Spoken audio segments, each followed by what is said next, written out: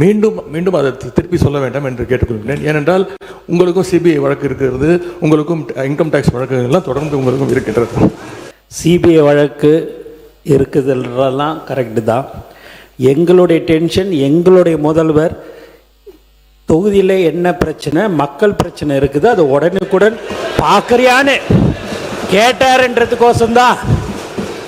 மாண்புமிகு உறுப்பினர்கள் கடந்த ஆண்டு ஆட்சியில் இருக்கும்போது யார் கூட சுற்றிக்கிட்டு இருந்தார்? நான் இருந்தது திமுக தான், இல்லைன்னு நான் சொல்ல.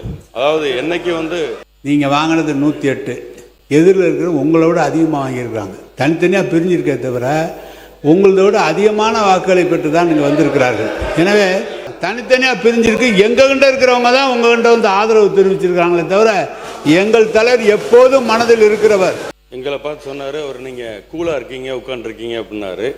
எங்கள் மடியில் கனமில்லை, வழியில் பயமில்லை என்பதற்கேற்ப நாங்கள் மிகவும் கூலாக தான் இருக்கோம்.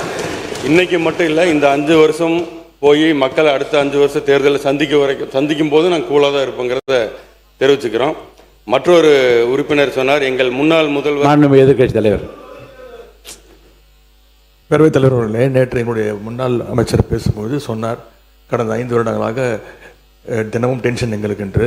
அதை ரிப்ளை செய்யும்போது நம்முடைய நீர்வளத்துறை அமைச்சர்களும் அதே சொல்லியிருக்கிறார். நாங்களும் தினமும் நிம்மதியாக எங்களும் தங்களால் தூங்க முடியலை, தினமும் எங்களுக்கும் நிமிஷம் டென்ஷனாக இருக்கிறோம் என்று அவரும் சொல்லியிருக்கிறார். மீண்டும் மீண்டும் அதை திருப்பி சொல்ல வேண்டாம் என்று கேட்டுக்கொள்கிறேன். ஏனென்றால் உங்களுக்கும் சிபிஐ வழக்கு இருக்கிறது, உங்களுக்கும் இன்கம் டேக்ஸ் வழக்குகள்லாம் தொடர்ந்து உங்களுக்கும் இருக்கின்றது. மாண்புமிகு எதிர்க்கட்சி தலைவர் அவர்களுக்கு நான் தெரிவித்துக் கொள்வதெல்லாம், சிபிஐ வழக்கு இருக்குதுன்றதெல்லாம் கரெக்டு தான். எங்களுடைய டென்ஷன், எங்களுடைய முதல்வர் தொகுதியில் என்ன பிரச்சனை, மக்கள் பிரச்சனை இருக்குது, அது உடனுக்குடன் பார்க்குறியான்னு கேட்டார்ன்றதுக்கோசம்தான் நான் உங்களுக்கு அப்படி சொன்னனே ஒழிய, நான் வேறு எந்த அர்த்தத்துலேயும் நாங்கள் எங்களை பயமுறுத்தியோ டென்ஷன் படுத்தியோ இல்லை. அவர் முதல்லாம் பார்த்திங்கன்னா எங்கள் சட்டமன்ற உறுப்பினர்லாம் எப்போ எங்களுடைய தலைவர் பேசுவார்னு நினச்சிருந்தாங்க. இப்போ ஃபோன் வந்தாலே பயம் இருக்குது. ஏதாவது தொகுதியில் ஒரு சின்ன விஷயமா இருந்தால் கூட அதை ஏன் உடனே செய்யலைன்னு கேட்கக்கூடியவர் தான் எங்கள் முதல்வர் என்பது தெரிவிச்சு. உட்காருங்க. மாண்பு எதிர்கட்சி தலைவர் சொல்லி முடிச்சிடும். நீங்கள் சொல்லுங்கள், உங்கள் கருத்தை சொல்லுங்கள். பேரவைத் தலைவர்களே, எங்களுடைய சட்டமன்ற உறுப்பினர் முன்னாள் அமைச்சர் அவர்களும் அதே எண்ணத்தோடு தான் பேசினார். அவர் ஒரு மூத்த அமைச்சராக இருக்கக்கூடியவர், வேளாண்மை துறை அமைச்சராக இருந்தவர். எங்களுடைய முதலமைச்சர் அவர்கள் அன்றைக்கு தினமும் தினசரி பேப்பரில் பார்த்து, செய்திகளில் பார்த்து, அந்த துறை சம்பந்தமாக ஏதாவது செய்திகள் வந்திருக்கிறதா, அதை உடனடியாக நிவர்த்தி செய்யுங்கள் என்றது தான், அந்த எண்ணத்தில் தான் எங்களுடைய சட்டமன்ற உறுப்பினரும் பேசினார். உறுப்பினர் சுகுமார் பேசுங்க. நீங்கள்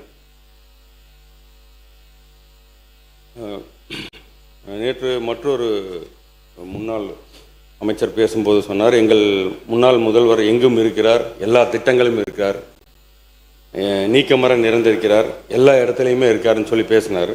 அது ரொம்ப சந்தோஷம். ஆனால் மக்கள் மனதில் இல்லை. மக்கள் மனதில் இருந்தால் மட்டும்தான் இந்த சட்டமன்றத்துக்குள்ளே வர முடியுங்கிறது உங்களுக்கும் தெரியும், எங்களுக்கும் தெரியும். அதனால் மக்கள் மனதில் இடம்பெற்றிருந்தால் இந்த பிரச்சனையே வந்திருக்காது, இங்கே உட்கார்ந்துருக்கலாம். நீ குறுக்க பேசாதீங்க. மாண்பு உறுப்பினர்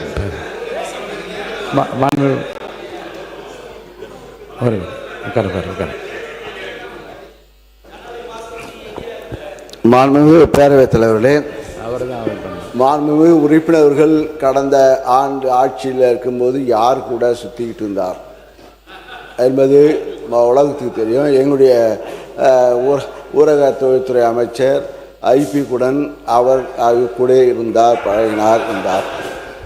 ஆனால் நாங்கள் படுற டென்ஷன் அவருக்கு தெரியும். நாங்கள் எதுக்காகனா மக்களுடைய பிரச்சனைகளை அன்றாடம் பார்க்க வேண்டும், அமைச்சர்களும் சட்டமன்ற உறுப்பினரும் இருக்க வேண்டும் என்று எங்களுடைய தலைவர் அவர்கள் கூறிய அனுப்பி நாங்கள் பண்ணிடுறோம். அதுபடி எங்கள் திட்டமும் மக்களுக்கு செல்ல வேண்டும். கிட்டத்தட்ட இப்போ யார் மனதிலே இல்லைங்கிறார். 1,31,00,000 பெண்களுடைய மனதிலே அவர் குடியிருந்து கொண்டிருக்கிறார்கள். அதே போல இங்கே புதுமை பெண் திட்டம் விளக்க வேண்டாம். உறுப்பினர் சொல்லிட்டீங்க, அவர் கருத்துக்கு தப்பு சொல்லிட்டீங்க, அதோட நிறுத்திடுங்க. போதும் உட்காருங்க.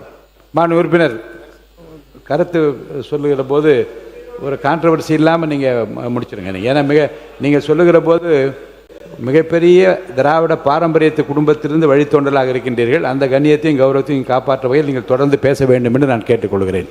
இல்லை, இப்போ ஒருத்தர் அங்கே பின்னாலன்னு சொன்னாங்க, நீ எங்கே? அதில் பின்னாடி முன்னாடிலாம் வேண்டாம், என்னை பார்த்து எனக்கு நீங்கள் பதில் சொல்லுங்கள், தொடர்ந்து பேசுங்க. இல்லை, நான் இருந்தது திமுக தான், இல்லைன்னு நான் சொல்லலை. அதாவது என்னைக்கு வந்து சப்ஜெக்ட் வாங்க, அவங்களுக்கு பதில் சொல்ல வேணாம். நீங்கள் அது சொன்னார், நீதிநிலை அறிக்கை வேணாம் பற்றி பேசுங்க. ஓகே, நான் எல்லாத்தையும் என்னை விட ஒரு வயசு பெரியவங்களாக இருக்கிறதுலேருந்து எல்லாத்தையும் நான் மதிக்கக்கூடியவங்க தான். நான் அதில் வந்து நான் தவறாக எந்த கருத்து நான் சொல்ல, நான் இருக்கிறது மக்கள் நினைக்கிறதையும் மக்கள் என்ன மாதிரி நடந்துக்கிட்டாங்கிறது தான் நான் சொல்கிறேன். நான் போதுண்ணே, உட்காருங்க, மாண்பு உறுப்பினர் உட்காருங்க. வேண்டாம், இப்போ அவர் வந்து இல்லை அவரை திருத்தி கொள்ளுகிறப்ப நீங்கள் விடுங்க.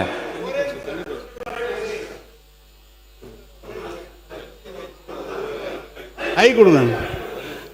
உறுப்பினர் அவர்கள் சொன்னார், கடந்த கால ஆட்சியினுடைய முதல்வர் மக்கள் மனதிலே இல்லை என்றெல்லாம் சொன்னார். நீங்கள் வாங்கினது 108, எதிரில் இருக்கிற உங்களோட அதிகமாக வாங்கியிருக்காங்க. தனித்தனியாக பிரிஞ்சிருக்கே தவிர உங்களோட அதிகமான வாக்குகளை பெற்று தான் நீங்கள் வந்திருக்கிறார்கள். எனவே நீங்கள் அதிமுக, நான் 79 72 இடங்கள் இருக்கிறது. அவை முன்னவர் அவை 72 இருங்க, ஒரு நிமிஷம் நான் சொல்லிடுறேன், நீங்கள் சொல்லுங்கள், நான் சொல்லிடுறேன். நீங்கள் வாங்கிய வாக்குகள் 108 இடம், 35% அங்கே வாங்கியிருக்கிறது கூட வாங்கியிருக்காங்க. தனித்தனியாக பிரிஞ்சிருக்கு. எங்ககிட்ட இருக்கிறவங்க தான் உங்ககிட்ட வந்து ஆதரவு தெரிவிச்சிருக்காங்களே தவிர எங்கள் தலைவர் எப்போதும் மனதில் இருக்கிறவர், எப்போதும் மக்கள் இருக்கிறவர். நீங்களே சொன்னீங்க, ஐயா தந்தை பெரியார் அதற்கு பிறகு தொடர்ந்து திராவிட இயக்க கொள்கையில் இருந்துதான் வந்தவன் என்று. எனவே மக்கள் மனதில் இருக்கிற காரணத்தால் தான், நீங்களும் அதில் இருந்த காரணத்தால் தான் இன்றைக்கு கூட நீங்கள் சட்டமன்ற உறுப்பினராக வந்திருக்க முடியும். மாண்பு உறுப்பினர், அங்கே விசில் சின்னத்துக்கு மட்டுமே எல்லா தொகுதியிலும் ஓட்டு கேட்டு வந்திருக்கு. அவை முன்னவர் ஒரு பேரவைத் தலைவர் அவர்களே, மாண்பு துணைத் தலைவர் அவர்கள், எதிர்க்கட்சி துணைத் தலைவர்கள் இங்கே பேசுகிற ஒரு கருத்தை சொன்னார்கள். 108 பெரிதா எங்களது பெரிதா என்று கேட்டார்கள். சின்ன குழந்தையை கேட்டால் கூட 108 தான் பெரிதுன்னு சொல்லுவாங்க. ஒன்று, 97 பேர்களை வைத்துக்கொண்டு ஒரு ஆட்சி நடத்தியவர் நீங்கள் என்பதை மறந்துவிடக்கூடாது. பாருங்க, மாண்பு உறுப்பினர் சுகுமார், விவாதத்துக்கு வாங்க, பொருள் குறித்து பேச ஆரம்பிங்க. ஒரு அரசு தேர்தல் நேரத்தில் அறிவிக்கின்ற திட்டங்கள் அனைத்தும் 5 ஆண்டு இறுதி வரையிலும் அதற்காக என்னென்ன திட்டங்களை நாம் நிறைவேற்ற வேண்டுமோ அதை நிறைவேற்றுவோம். நீங்கள் சொல்வதைப் போல 3 மாத காலத்தில் ஒரு சரித்திரம் படைக்க இயலாது. நீங்கள் அப்படி சரித்திரம் படைத்தால் நீங்கள் சொல்லுங்கள்.